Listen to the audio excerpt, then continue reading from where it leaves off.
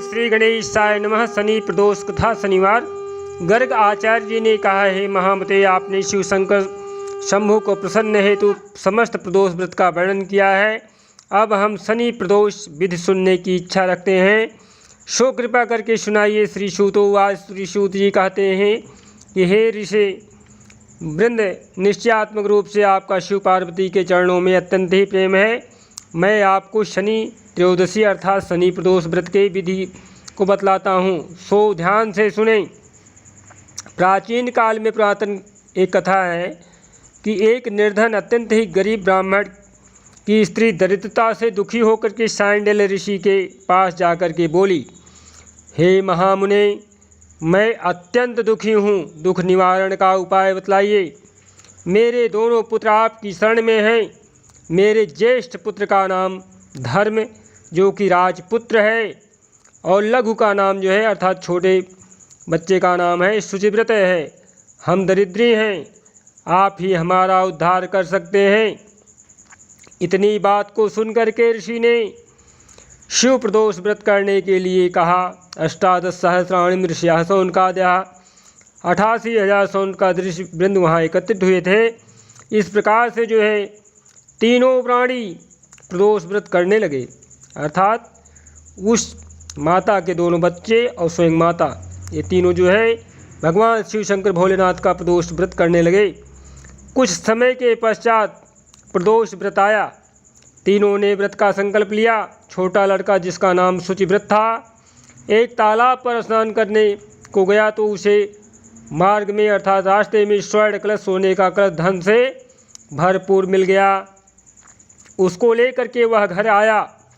प्रसन्ना नाम भोया, प्रसन्न होकर के खुशहाल होकर के बोला, हे माता कि मैं जो है माँ यह धन मार्ग में प्राप्त हुआ है, अर्थात उसने अपनी माता जी से प्रसन्न मुद्रा में आकर के बोला कि हे माता, जो यह स्वर्ण कलश है धन से भरा हुआ है, ये मुझे रास्ते में प्राप्त हुआ। माता ने धन देख करके शिव की महिमा का वर्णन किया। राजपुत्र को अपने पास बुला करके बोली, देखो पुत्र, यह धन हमें शिव जी की कृपा से प्राप्त हुआ है, अतः जो है आशीर्वाद स्वरूप प्रसाद के रूप में दोनों पुत्र आधा आधा बांट लो। माता का वचन सुन राजपुत्र ने शिव पार्वती जी का ध्यान किया और बोला, पूज्य, यह धन आपके पुत्र का ही है, मैं इसका अधिकारी नहीं हूँ। मुझे शंकर भगवान और माता पार्वती जब देंगे तब लूँगा। इतना कहकर वह राजपुत्र शंकर जी की पूजा में लग गया। एक दिन दोनों भाई को प्रदोष भ्रमण का विचार हुआ। इस प्रकार से वह सभी लोग जो है घूमने के लिए प्रदेश भ्रमण के विचार से निकले। तो उसी समय जो है प्रदोष व्रत का समय भी था। वहाँ अनेक गंधर्व कन्याओं को खेलते हुए क्रीड़ा करते हुए देखा।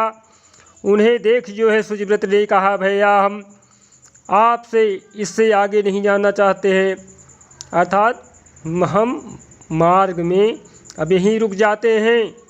इतना करते हुए देखा तो उन्हें देख जो है शुचिव्रत ने कहा। श्री सूतोवाच। श्री सूत जी कहते हैं कि शुचिव्रत ने कहा, भैया अब हमें जो है इससे आगे नहीं जाना है। इतना कहा शुचिव्रत उसी स्थान पर बैठ गया, परंतु राजपुत्र अकेला ही स्त्रियों के बीच में जा पहुंचा।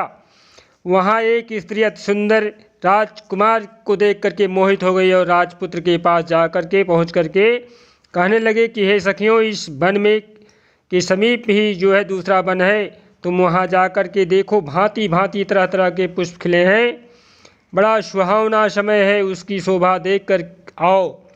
मैं यहाँ बैठी हूँ, मेरे पैर में बहुत पीड़ा है। ये सुन सब सखी दूसरे वन में चली गई। वह सुंदरी राजकुमार को देख करके मोहित हो गई। इधर राजकुमार भी कामुक दृश्य निहारने लगा। युवती बोली, आप जो है कहाँ रहते हैं, वन में कैसे पधारे हैं, किस प्रयोजन से आए हैं, किस राजा के पुत्र हैं, क्या नाम है? राजकुमार बोला, मैं विदर्भ नरेश का पुत्र हूँ, आप अपना परिचय दें। युवती बोली, मैं विद्रिक नामक गंधर्व की पुत्री हूँ, मेरा नाम अंशुमती है। मैंने आपकी मन स्थिति को जान लिया है कि आप मुझे प्रसन्न करने लगे हैं, अर्थात मेरे ऊपर मोहित हो गए हैं। विधाता ने हमारा तुम्हारा संयोग मिलाया है। युवती ने जो है मोतियों का हार राजकुमार के गले में डाल दिया। राजकुमार हार स्वीकार करते हुए बोला कि हे भद्रे, मैंने आपका प्रेमोपहार स्वीकार कर लिया है, परंतु मैं निर्धन हूँ, गरीब हूँ। राजकुमार के इन वचनों को सुनकर के गंधर्व कन्या बोली कि मैं जैसा कह चुकी हूँ वैसा ही करूँगी, अब आप अपने घर जाएं। इतना कहकर गंधर्व कन्या सखियों से जा मिली। घर जा कर के राजकुमार ने शुचिव्रत को सारा वृत्तांत कह सुनाया। जब तीसरा दिन आया, वह राजपुत्र शुचिव्रत को लेकर के उसी वन में जा पहुंचा। वहीं गंधर्वराज अपनी कन्या को लेकर आ पहुंचा।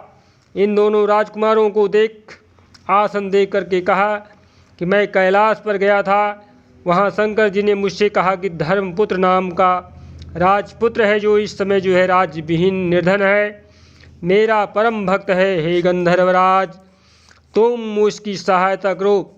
मैं महादेव जी की आज्ञा से इस कन्या को आपके पास लाया हूँ, आप इसका निर्वाह करें। मैं आपकी सहायता कर राजगद्दी पर बिठा दूंगा। इस प्रकार राजा की बात सुनकर के गंधर्वराज की कन्याओं का विधि पूर्वक जो है विधिव्रत विवाह कर दिया। विशेष धन और सुंदर गंधर्व कन्या को पाकर के राजपुत्र अति प्रसन्न हुआ।